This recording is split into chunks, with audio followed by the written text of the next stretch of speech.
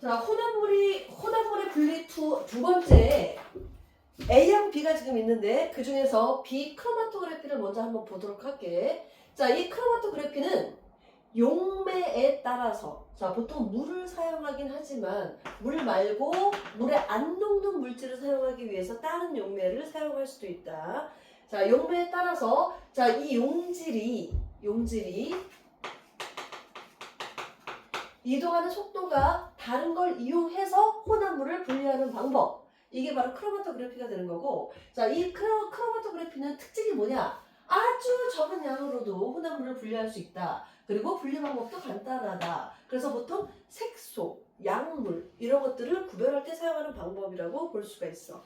자, 거기 그림을 잠깐만 볼게. 자, 이게 거름 종이야. 자, 거름 종이에다가 자, 내가 검은색 사인펜을 이렇게 찍을 건데, 자, 이 검은색 사인펜을 한 번 찍는 게 아니라 여러 번 찍어서 좀 진하게 만들어 줘야 돼. 그 상태에 물을 담글 건데, 자, 이 물을 이 검은색 색연필이 잠기지 않게 이 물을 채워줘야 돼. 자, 만약 얘가 잠겨버리면 이 검은색 사인펜은 물에 번지겠지.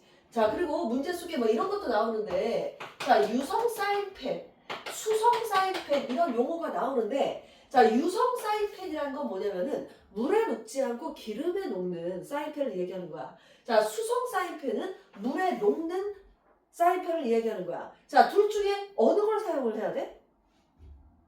자, 우리는 지금 물을 사용할 거야. 그럼 둘 중에 뭘 사용해야 돼? 당연히 수성 사인펜을 사용을 해줘야지. 물에 녹아서 물과 함께 따라가면서 이 분리가 되는 것이, 유성 사인펜은 물에 녹는 사인펜이 아니기 때문에 아무리 찍어도 번지지 않는다. 이것도 알고 있어야 돼. 그래서 수성 사인펜을 사용을 해주면 된다.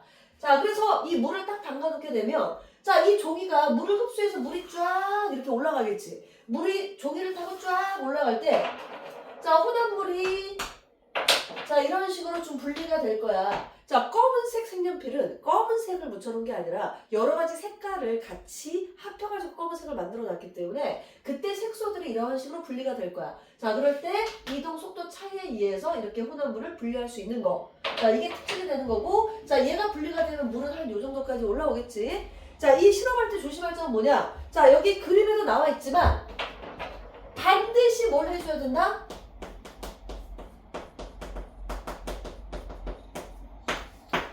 반드시 마개를 막아놓고 실험을 해야 돼. 그 이유는 뭐냐? 마개를 안 막아놓으면 이 물이 이 종이를 타고 올라갈 텐데 덜 올라간단 말이야. 증발되는 것 때문에. 그래서 약간 문제가 생길 수 있기 때문에 우리가 반드시 막아놓고 실험을 하고, 자, 사인펜 찍었을 때 물보다 더 높은 위치로, 그러니까 물을 사인펜보다 낮은 위치로 설정을 해줘야 된다는 거. 자, 이것만 좀 조심을 해주면 돼. 자, 그렇게 해서 결과가 나왔어. 자, A, B, C, D, E를 자, 여기다 찍은 거야. 자, 찍었더니 A는 하나가 나오고, B는 두 개가 나오고, C는 하나 나오고, D는 두 개 나오고, E는 하나가 나온 거야. 그러면 여기서 혼합물로 볼 수 있는 것은 뭐다? 자, 혼합물은 두 가지 이상의 물질이 섞인 거니까 여기서는 B하고 D 두 개가 확인이 됐으니까, 자, 나머지 자, 순물질.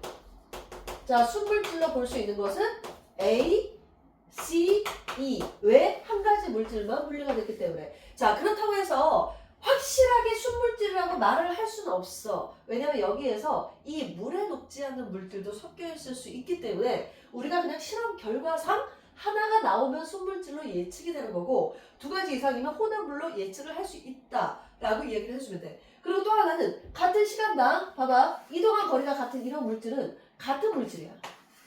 그러니까 말하자면 B, C, D 같은 경우는 같은 물질이 들어있네. D, E는 같은 물질이 들어있네. 이렇게 또 우리가 확인을 할 수 있다는 거. 자, 이게 바로 크로마토그래피다. 그러면 이 맨 밑에 보면 크로마토그래피의 이용을 잠깐만 볼게. 자, 이렇게 사인펜 잉크의 색소 분리, 거기 줄. 자, 운동선수의 도핑 테스트. 자, 운동선수는 금지된 약물을 먹으면 안 돼. 자, 그 먹지 말아야 되는 금지 약품 중에 대표적으로 스테로이드성 약품들이 있잖아. 들어본 적 있지? 그래서 이런 것들은 이제 남성 호르몬의 주 재료라고 볼 수가 있는데, 먹으면 급격하게 힘이 나고, 그리고 부작용도 좀 심각해. 그래서 그런 물질들을 우리가 확인할 때는 도핑 테스트 해주면 되는 거고, 예를 들어서 오줌을 묻혀서 뭐 금지 약물을 확인한다든가. 자, 또는 마약 검사할 때. 자, 마약 검사할 때도 마약을 섭취했는지 확인할 때도 오줌에 묻히거나 아니면 머리카락 같은 거. 자, 이런 것들을 녹여서 크로마토그래피 같은 걸로 우리가 사용을 해줄 수 있다. 자, 그래서 거기 더 보면 단백질 성분의 검출, 그리고 농약이나 중금속 성분의 검출, 그리고 입의 색소 분리 등등등은 우리가 크로마토그래피로 할 수가 있다. 자, 여기까지 체크하고 그 다음 여기까지 필기를 해놓고 A의 용해도 차이에 의한 분리를 우리가 보도록 할게. 자, 90페이지 A 용해도 차이에 의한 분리를 볼게. 자, 용해도 차이. 자, 특히 온도에 따른 용해도 차이를 이용해서 혼합물을 분리하는 방법을 뭐라 부른다? 재결정이라 불러준다. 뭐라 부른다? 재결정. 자, 재결정은 온도에 따른 용해도 차이에 의해서 분리를 시키는 건데, 자, 용해도에 대해서 다시 한번 우리가 복습을 하고 이야기를 해보도록 할게. 자, 이쪽은 지금 용해도를 또 다시 이용해야 되기 때문에 문제풀이가 조금 어려워. 자, 일단 용해도라는 것은 용매. 자, 우리가 보통 물이라고 얘기를 하겠지. 자, 용매 100g당 그 온도에서 최대한 녹을 수 있는 용질의 질량수. 자, 질량. 이걸 우리가 용해도라고 얘기한다. 다시. 자, 용해도라는 것은 어떤 온도에서 물 얼마당? 100g당 최대로 녹을 수 있는 용질의 질량을 우리가 용해도라고 한다. 그래서 용해도는 100g을 기준으로 뒀기 때문에 이 물의 질량이 바뀌게 되면 석출될 수 있는 양도 그거와 비례관계로, 그러니까 비례식을 세워야 되겠지. 비례관계로 달라질 수 있다라는 거. 자, 그러면 보통 재결정으로 사용되는 건 뭐냐? 자, 이 그래프처럼 하나는 온도에 따른 용해도 차이가 별로 없어야 돼. 그리고 하나는 분산처럼 온도에 따른 용해도 차이가 커야 돼. 그래서 온도에 따른 용해도 차이가 별로 없는 물질과 큰 물질 두 가지를 섞어서 우리가 보통 사용을 했을 때, 자, 둘 중에 하나를 섭취를 시켜주는 거야. 자, 예를 들어서, 자, 여바나트륨 20g과 붕산 20g을 80도씨의 물 100g에 녹였어. 그러면 80도씨는 용해도가, 자, 붕산이나 여바나트륨이나 충분히 20을 넘어가기 때문에, 자, 둘 다, 자, 20g을 녹이게 되면, 자, 요 정도로, 자, 다 녹아있는 불포화 상태가 된다는 거야. 자, 충분히 둘 다 녹여야 돼. 자, 다 녹였는데, 자, 몇 도씨로 냉각을 시켰어? 자, 20도씨로 냉각을 시켜. 자, 20도씨로 냉각을 시키면, 자, 그 차이, 자, 요 차이만큼 어떻게 돼? 용질이 석출이 돼야 되겠지. 자, 대신 이 그래프는 물 100g을 기준에 둔 거기 때문에 항상 물의 양을 확인을 해주고, 자, 물이 100g이라면 그대로 계산을 해주면 돼.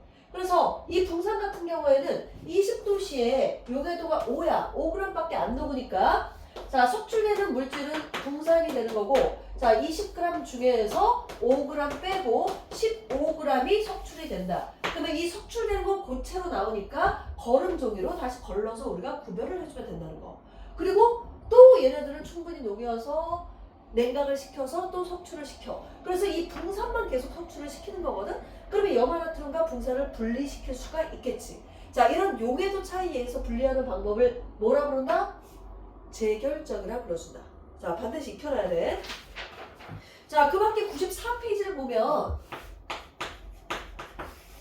자, 밑에 보면, 자, 유형 1번하고 유형 2번 문제 있잖아. 자, 밑에 유제 1번, 유제 2번까지 또 있는데, 자, 이 94페이지 유형 문제도, 자, 풀고 선생님한테 질문하도록 하면 돼. 예를 들어서 유제 1번. 자, 94페이지 봐봐. 자, 유제 1번은, 자, 맨 밑에 있는 게 유제 1번이다. 자, 유제 1번은, 자, 물 100g이니까, 100g이니까 상관이 없는데, 표대로 그대로 계산을 해주면 되는데, 유제 2번 같은 경우에는 여바나트륨 10g, 붕산 5g이 섞여 있는데 60도씨에 물 50g에 물 50g이라는 양이 달라진 거야. 그러면 이 그래프상에서 석출될 수 있는 거에 2분의 1만큼 석출이 될 것이다. 왜냐면 물 100g이 기준이니까, 자, 물 100g에 50g이 2분의 1이잖아. 그러면 석출되는 양도 마지막에 반드시 2분의 1을 해줘야 돼. 그래서 물 기준으로 해서 계산을 하도록 하고, 자 여기는 문제가 좀 어려우니까 문제풀이를 하고 반드시 선생님한테 질문을 하도록.